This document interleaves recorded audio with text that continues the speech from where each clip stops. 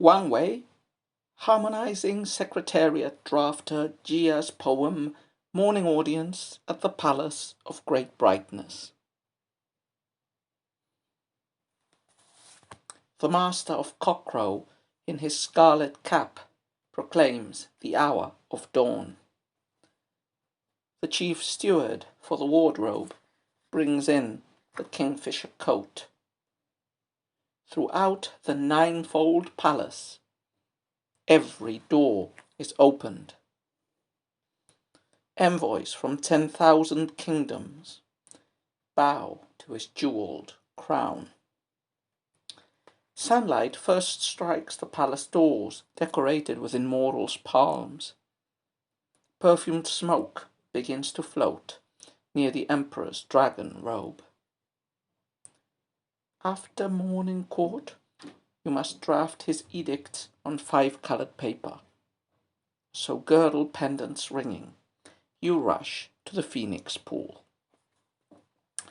So this poem, like the poem by Sun Shen that we read the previous day, is an answer to a previous poem by Jia Zhi about a court event, and it was a poem that relatively quickly became famous, or at least was taken as a good model of this sort of palace writing, praising or describing a courtly event, in this case a morning audience of the scholar officials with the emperor. Now, this first poem by Jia Zhi, as I said, in posterity, with regards to posterity, became a relatively popular piece, but it was also appreciated enough at the time of its composition, in let's say 758 or so, when Emperor Suzong's troops recovered the capital, and when a group of great Tang poets occupied at that brief moment posts in the administration, Zhang Shen, Wang Du Fu, Jia Zhi. And this poem and its answers, it's not its answers, but it's matching or harmonizing poems, became a small set that was quite prestigious. This anthology, the 300 Tang poems, only includes two. It includes Sun Shen's poem and Wang Wei's poem. Another anthology that is quite famous and that for a certain time was a competitor to this one. In fact, this anthology was written as an attempt to make a better anthology than the other one, from the perspective of the compiler, of course. That other anthology, which is called Poems from the Masters, and it includes poems from the Tang and the Song dynasty, that anthology includes the original poem by Jia Zhi and at least the poems of Wang Wei and Du Fu, and I think it includes Sun Shen's as well. So it includes the four, all of the four. Okay, so subject matter for Wang Wei's poem, like Sun Shen's, it's a description of a court scene. And as we will see when we comment to the poem, whether Sun Shen is more, how could I say it, cinematographic and focused on the scholar officials. It describes their waking up, going to the palace, waiting for the court, listening to a sound in the secretariat or its whereabouts. This one focuses more on, instead of outside in, this one focuses more on inside out. It focuses on figures of the palace, on the imperial presence inside the big hall of state where the morning audience is going to take place. And afterwards, as if coming out, it focuses only at the end on the scholar officials going back to the secretariat to draft the edicts. So in the previous poem, in Sun Shen, we had initial mobility and staticity at the end, so moving towards the palace and the audience, and a brief oral image at the end before going to do their duties at the secretariat. Here, on the contrary, we get the scene, the point of view of the palace, of officials moving around in the palace, the doors opening, the hall with the emperor in waiting, and the luxurious views and elements of the hall. And only finally you get the scholars being placed in focus and going to their offices. Interesting thing, Wang Wei, in the tradition that generally is associated with him, which includes, which is based on, of course, on literary history and interpretations of him, but also in a limited selection of his poems, Wang Wei is generally painted as the hermit poet, a Buddhist poet, very good at describing nature, very good at describing empty nature scenes where there is no human presence felt, and which are meant to act as a fresco or a canvas for a Buddhist worldview in which this empty nature patterns the emptiness of the search of a Buddhist for enlightenment and for the shunyata, the emptiness of non-desiring, non-craving, non-attachment. But this poem is completely different. Wang Wei was a courtier for most of his life, even if he had some periods of retirement or some semi-retreats close to the capital in his famous Wang River estate. But this is the work of a courtier, and this represents a lot of the poetry that was produced in the Tang. It was poetry for the court, made at the court, and being able to improvise a nice piece depicting a scene or matching another person's poem would grant you very quick possibilities for promotion and success in the eyes of the emperor, and immediate rewards, and the possibility of posting to some of those ad hoc postings or institutions like the Hanlin Academy that the emperor used for employing good poets, good writers, who were later used also for drafting the imperial rescripts. In fact, that's exactly the posting that Jia Zhi has as a good writer. He is mainly used for beautifying the answers the emperor sends to the empire through official documents. And official documents are also mentioned here, the edicts on 5-colored paper that the scholars at the secretariat are supposed to draft. So this poem, in a way, you could say, upsets or conventions regarding Wang Wei in its character and its content. So let's, as usual, then look at it couplet by couplet. The master of cockcrow in his scarlet cap proclaims the hour of dawn. The chief steward for the wardrobe brings in the kingfisher coat.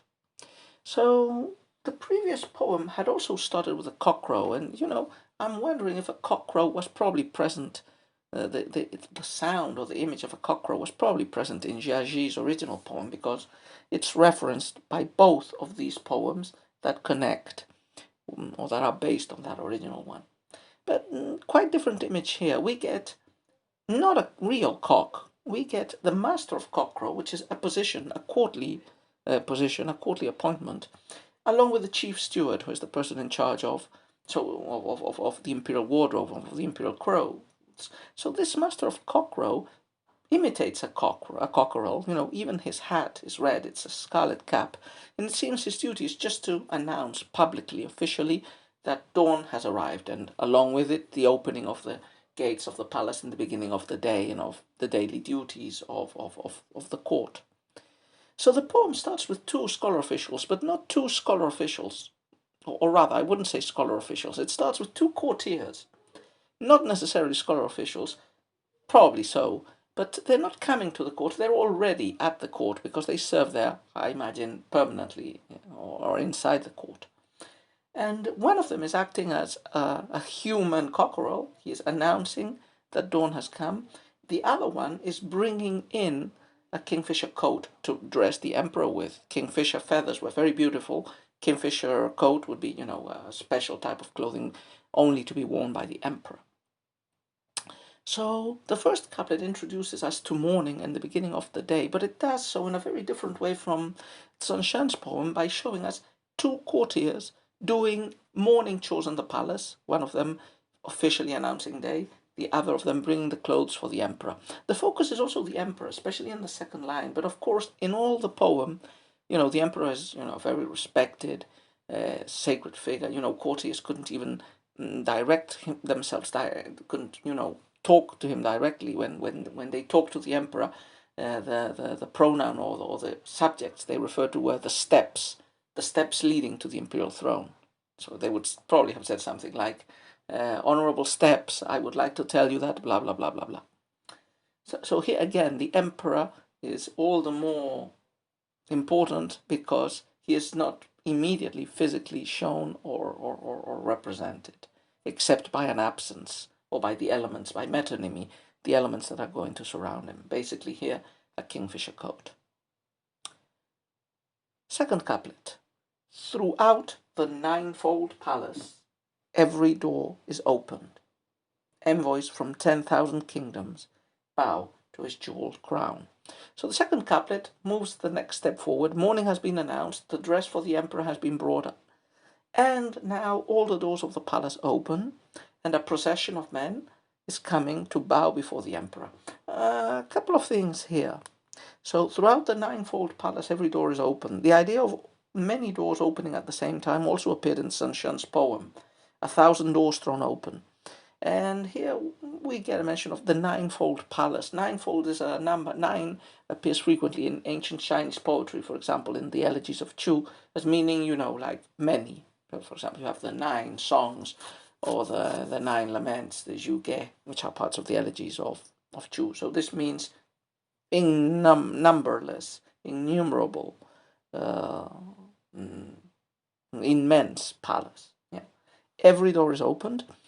And this image of extreme abundance, of massive numbers, is replicated in the second line. 10,000 kingdom envoys bow to his jeweled crown. This 10,000 kingdoms does give the impression that the people who are coming to court are foreigners, and foreign emissaries did come to the court to bow before the emperor. I imagine the character for kingdom that is being used is guo, which means state. So perhaps the poem is mentioning representatives from the empire itself, or from the minor kingdoms within the empire. Members of the royal family were given small kingdoms as appanages to rule. But anyway, the idea the couplet transmits is doors opening and a massive crowd entering to bow before the jeweled crown of the emperor. And again, we get the emperor through metonymy. They don't bow to the emperor, they bow to the jeweled crown of the emperor. Of course, they're bowing at the emperor, but he is being represented by luxurious items that attach to his body, the kingfisher coat and the jeweled crown. Third couplet. And I will, okay. Sunlight first strikes the palace doors, decorated with immortals' palms. Perfumed smoke begins to float near the emperor's dragon robe. So now we're clearly, if we weren't in the last line of the previous couplet, now we clearly are in the hall of state. We might imagine that all those emissaries and envoys from kingdoms and the scholar officials are neatly arranged, bowing before the imperial presence, before the throne. And we get a view of the room, not too detailed, just a couple of objects are illumined by a morning sunshine that is making it through probably the windows. So sunlight first strikes the palace doors, decorated with immortals' palms. Perfumed smoke begins to float near the emperor's dragon robe. So the sunlight enters through the window, it hits the palace doors, which probably are covered in luxurious materials, probably metal or ivory, probably, gold or bronze. Decorated with immortals' palms. So we must imagine, so this is a description of an object, a luxurious object within the hall. The sun is shining, it shines on top of the doors, and we might imagine that in bas relief over the doors there are images of the immortals, of Taoist immortals, probably with their palms up or showing the palms of their hands, and the light is shining in those palms and making for a blinding sight. So this is a visual image, because the next couplet has you could call it visual, but it's more like an oral or associated with smell type of image. The perfumed smoke begins to float near the emperor's dragon robe. So this is a typical parallelistic couplet. The sunlight is coming horizontally or down.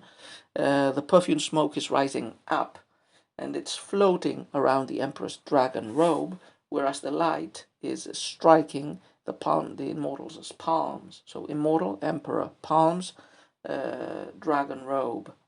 Yeah, striking, floating. Perfumed smoke, palace doors. So it's quite parallelistic. So the image in the second one is wisps of smoke. We might imagine that incense and other perfumes, when braziers with these perfumes were put in the hall of state, and especially around the emperor's figure. And the smoke is floating up. The emperor's dragon robe, so the robe of the emperor, is decorated with dragons. The dragons are a symbol of the emperor. And in fact, the number of talons that a dragon can have in a dress would denote how close you were to the emperor. Only the emperor can wear a dragon robe with a certain number of dragon talons and claws. But anyway, it's this image. So we have a parallelism between a visual image, the sunlight on bronze or golden immortal hands, of figures of immortals, painted or carved in bas relief on the doors, and wisps of perfumed smoke of incense floating around the emperor's robe. Now, in another translation I've seen, instead of palms, this word is rendered as fans. So I imagine the Chinese character has both meanings. So there is a Chinese character that's been translated here that might mean the palm of the hand, or that might mean the fan. And you know, the association is obvious. One fans oneself with the palm of one's hand. So that wouldn't change. No, of course, that would change the poem a bit, but it wouldn't change it that much. Those who translate the other poem that translate palm as a fan, you know, what is painting is the image of these big fans called immortals' farms, you know, because fans, because they might be luxurious and so on. That we might imagine them as, you know, big fans for fanning the emperor on his throne. So, and they would be immortals, so immortals fans, you know, because they're luxurious, maybe with expensive feathers or covered in gold and jewels, encrusted with precious stones, so fit for immortals. But anyway, what we get is objects again that surround the imperial presence within the imperial hall, whether it be palms or statues of the immortals showing shiny golden palms, and smoke and the emperor's dragon robe. Again, we get precious materials, luxurious items in a special space, all surrounding imperial glory and lending themselves to emphasizing the power, the glory, the splendor of the ruler. Finally, the last couplet. As I said before, in the last couplet we get a change. We move outside from this audience chamber and from this emperor-centric space, and we move to the scholar officials. After morning court, you must draft his edicts on 5-colored paper. So, girdle pendants ringing, you rush to the Phoenix Pool. So this seems to be a direct interpolation of Secretary Jia Zhi, who was a rescript writer who effectively did draft edicts and rescripts for the emperor. So the poem concludes with that change in space and with that change in focus by saying, hey, Mr. Jia Zhi, now that the court audience has finished, you have to go to the secretariat to write the edicts. Interesting thing, you rush to the Phoenix Pool. We talked about the Phoenix Pool in the previous video. I'm not completely sure where this Phoenix Pool was located. There was a pool in the innermost recesses of the Daming Palace, and you know, it was a big pool which had different names. One of them was Phoenix Pool, but that pool, you know, was not that close to the secretariat or to the hall where I imagine morning audiences took place. So perhaps I have misunderstood that reference in the previous poem, in Senshin's poem. And there was another Phoenix Pool, probably located in the back or very close to the offices of the secretariat. And it seems that this pool, this Phoenix Pool, was used again as metonymy for the secretariat itself. So rushing to the Phoenix Pool is rushing to the secretariat, to the offices. So from that point of view, I would have to change the interpretation of the last line of Senshin's poem. The last couplet, alone by the Phoenix Pool, a guest is singing with unmatched artistry an ancient springtime song. Instead of that person being deep inside and invisible, deep inside the imperial precincts, this guest who is singing would probably be in the secretariat, where all the scholar officials are going after the morning audience. The fact that a reference to the Phoenix Pool is present in both Wang Wei's and Senshin's poem seems to point to the fact that it probably is also quite an important presence in Jia Zhi's original poem. And that's it. So, not a bad poem. We could call it a bit superficial. It's just a bit of glitter and decoration surrounding the imperial throne and its figure. But it has an aesthetic interest of its own in the luxurious objects it depicts, and on the gleam of court life that it gives us for people who live hundreds of years after this and who have very slim ideas and visions of how town court might have been and how town court life might have developed.